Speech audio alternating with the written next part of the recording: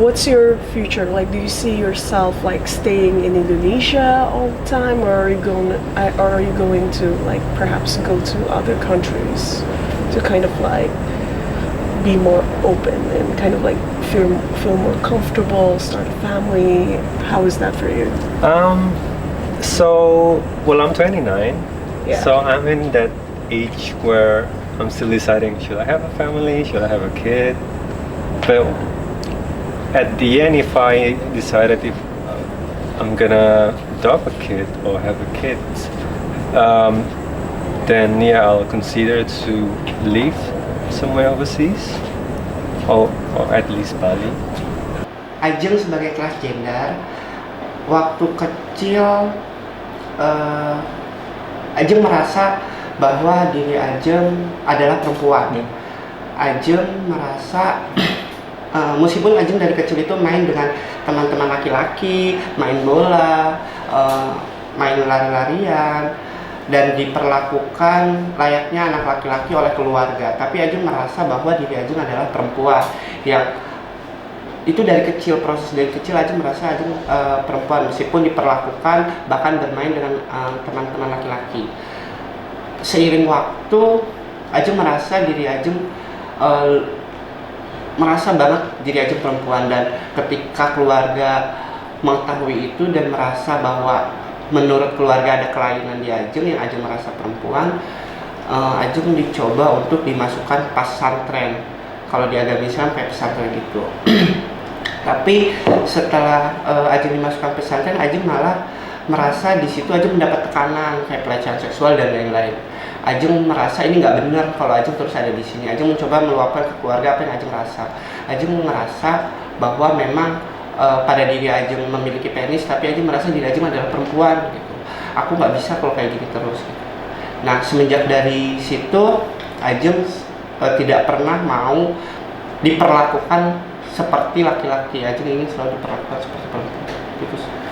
Ya, diskriminasi di teman-teman waria memang sangat tinggi ya, khususnya ketika saya gitu berada di kampus, mengikuti diskusi oleh teman-teman mahasiswa atau dosen gitu. Ketika saya masuk kampus saja, mereka masih memandang kita, kok ada waria masuk kampus ya, misalnya seperti itu kan. Itu juga sangat membuat tidak nyaman, karena apa? Kampus itu kan tempat untuk belajar, tapi di mana di situ teman-teman mendapatkan diskriminasi yang sangat luar biasa menurut saya gitu. Nah, sampai saat ini kenapa saya lebih memilih untuk memotong rambut, karena lebih memudahkan aja untuk masuk kampus gitu, sehingga tidak ada lagi diskriminasi, karena tujuan kita kan belajar gitu kan. Terus yang kedua, misalnya ketika kita mau mengakses layanan publik, misalnya seperti naik kereta gitu kan, teman-teman waria yang saya naik pesawat gitu, ketika mereka masih masuk untuk check-in atau boarding itu aja orang masih ngeliatin kita itu kayak aneh gitu kan. Ya sebenarnya ketika teman-teman mau melihat oh itu waria, ya sudah gitu, tidak harus memandangnya itu lebih lama, 5 menit, hampir 5 menit lebih gitu kan. Itu sehingga ya membuat orang jadi tidak nyaman gitu loh. Kalau memang kamu pengen melihat ekspresi seseorang, ya lihat saja dan sekilas-sekilas saja gitu loh. Tapi terkadang melihat teman-teman waria itu hampir dari ujung sampai bawah dilihatin seperti itu. Sehingga banyak sekali diskriminasi di teman-teman. Sementara Indonesia masih hanya melihat ini menjadi seks, ya kan, laki-laki dan perempuan. Sementara persoalan identitas gender itu tidak dicantumkan. Nah, inilah yang kemudian menjadi persoalan bagi kawan-kawan transgender khususnya, di mana hampir lebih dari 60% khususnya kawan-kawan transgender perempuan yang memang mobilitasnya tinggi dari satu daerah ke daerah lain. Di luar itu juga bagaimana kawan-kawan ternyata cukup mendapatkan kekerasan yang cukup tinggi dalam keluarga domestik ketika terlihat gendernya cukup berbeda, kemudian melakukan hal-hal kekerasan, termasuk bagaimana sehingga kawan-kawan ini tidak bisa menikmati dan melanjutkan di sekolah. Ketika ekspresi gendernya berbeda dari seks yang lahirnya, kemudian keluarga tidak terima, ada banyak kekerasan, mau nggak mau mereka melarikan diri. Nah, disitulah kemudian jarang orang berpikir untuk menyelamatkan surat-surat yang dianggap menjadi identitasnya dia lahir misalnya. Nah, itu menjadi persoalan. Sejak saya selesai sekolah, saya mengawali dalam tanda kutip pekerjaan saya dalam isu hak asasi manusia. So you don't need to apply to be employee, whatever it is. Oh ya. Nah, jadi mungkin itu yang saya bilang tadi, saya mungkin menjadi salah satu orang yang cukup beruntung ya. Tapi tentunya tidak dalam 2 tahun terakhir ini. Tahun lalu antara Januari hingga Juli itu ada sekitar 186 peristiwa. Mulai ada kekerasan seksual, pemecatan dari pekerjaan, diusir, kemudian dibubarkan diskusi-diskusi LGBT dan sebagainya. Pelakunya juga ada kelompok intoleran, ada negara, ada media. Nah, dalam konteks dan pemecatan itu juga terjadi. Kami memang tidak punya data spesifik karena biasanya kawan-kawan ini akan takut karena ini mengenai hidup dan hidupnya. Padahal sejak hampir 10 tahun kami terus menerima pengaduan bahwa kemudian saya dipecat karena disinyalir saya gay. Tapi tentunya kami tidak bisa bergerak, ya kan? Kalau kawan korban ini kemudian memang hanya bercerita saja. Salah satu kasus yang terjadi di Sulawesi Selatan misalnya, saya lupa PT-nya PT apa gitu kan, itu bahkan punya kebijakan di perusahaannya dilarang untuk memakai pakaian opositnya gitu. Kalau laki-laki pakaian perempuan, perempuan pakaian laki-laki gitu kan, atau ekspresi gendernya yang berbeda dari jenis kelaminnya sejak lahir, itu dilarang di dalam jam kerja maupun di luar jam kerja. Jadi sudah mulai perusahaan-perusahaan ini juga melakukan tindakan diskriminasi gitu loh terhadap orang-orang LGBT, atau bahkan mungkin dia bukan LGBT hanya karena ekspresi gendernya. Jadi itulah yang saya katakan bahwa mulai struktural bagaimana kemudian kekerasan terhadap LGBT. Struktural kemudian dalam artian mulai dari keluarga, ini juga menjadi PR bahwa kekerasan yang cukup besar ada di dalam keluarga. Kemudian masyarakat dan kemudian negara mengamini dengan banyaknya kebijakan-kebijakan diskriminatif di level desa, kabupaten, provinsi, atau bahkan di level negara, di level Indonesia, di level nasional gitu. Menurut penelitian Arus Pelangi tahun 2013 itu mengatakan bahwa 9 dari 10 kami itu mendapat kekerasan. What's your experience like in psychology for the LGBT community? What's your approach on that in Indonesia specifically? Specifically in Indonesia, I'm a clinical psychologist. I've been studying what intimate relationship, so part about sex and behavior and therapy, of course, is just a part of my kind of things as a clinical psychologist and a clinical sexologist, of course. The way I approach, I have to separate between the LGB and the T. Okay, so the thing with transgender is actually gender aphoria and gender disorder, and until this day in the DSM-5, it's still have a disorder kind of label. So transgender is a person who actually born with that and feel uncomfortable about his body because his biological identity it's not really match with their gender identity. So can you imagine a person who actually born and feel like I'm not supposed to be born in this body, I'm not feel comfortable, and I try to explain to people in Indonesia it's not like their choice to feel that way, and they just think that transgender is just like a drama seeking attention. Well, like most mental disorder also being judged as like a seeking attention kind of stuff because people don't understand. But try to make people understand this in Indonesia. It's one hell of a job. I guess I just need to take them from their perspective. So if I can say psychologically what really happened here, that most people don't they not really learn to process their feelings.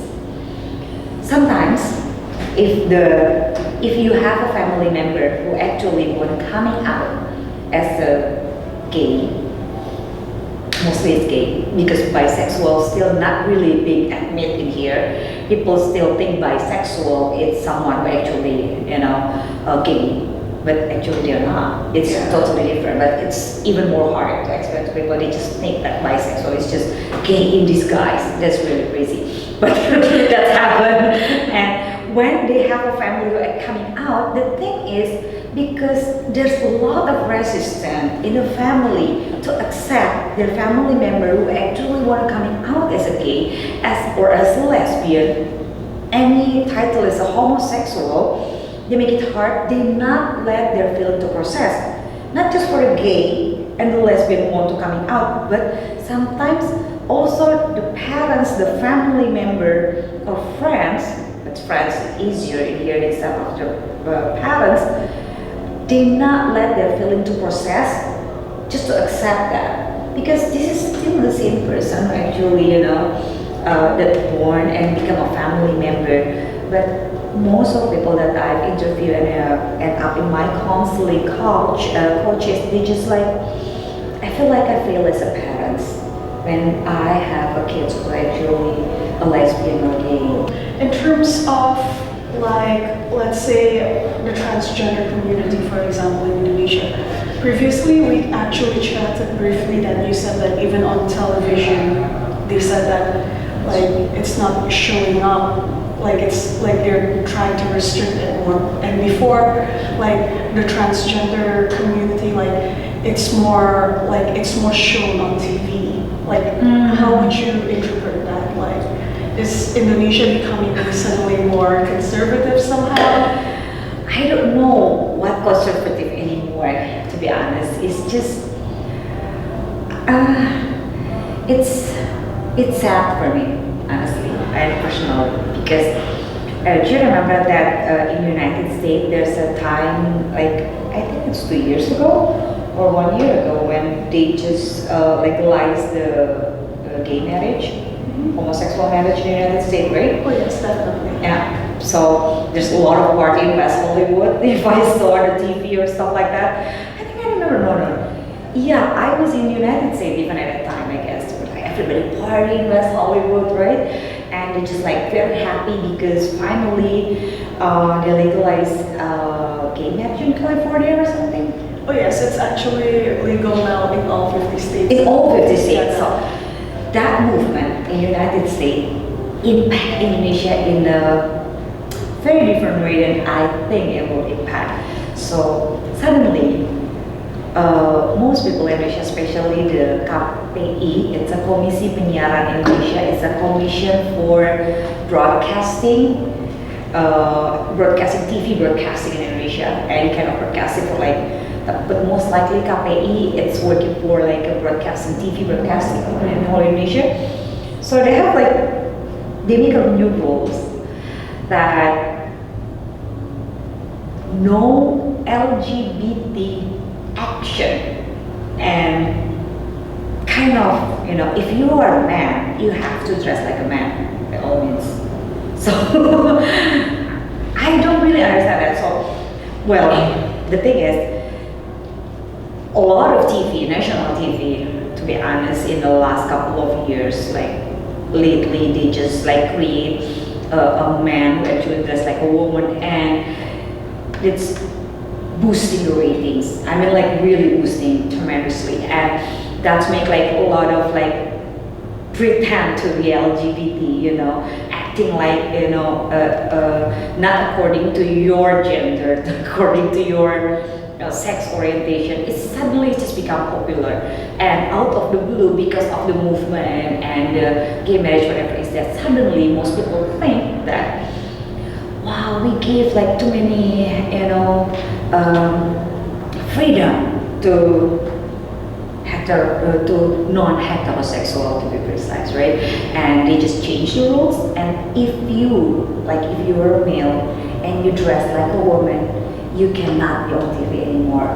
So if you are a male and you talk like, so funny like that, we call it like flamboyant, Oh, yeah. or like girly kind of body language. Can you believe that body language? You cannot be on TV. And I was like, that's awful, right? Yeah, that's like ridiculous actually. That's ridiculous, I think, and it's not even. I think it's against human right. And I said like we have to complain, but the thing is, most people actually really need their job to be on TV. They just like choose to just behave accordingly to whatever is that of the rule. And I was like, wow. And it seems like we have not much choice, so it's sad for me. I think it's a regression instead of a progression or something like that. And I'm just like, I'm only one voice, and even most people cannot really want to be too strong against it, because when you become, if you're not a part of something major here, if you're just minority, and the message seems like you better be quiet.